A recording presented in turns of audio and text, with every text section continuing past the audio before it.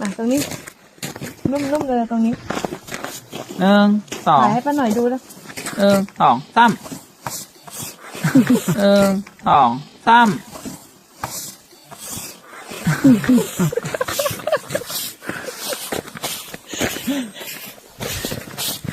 อุ้ยตรงนี้มันน่าจะแข็งมาก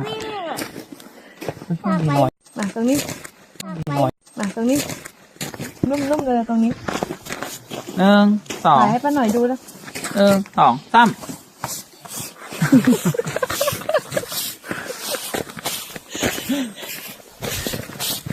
อุ้ยตรงนี้มันน่าจะแข็งมากมีรอย มาตรงนี้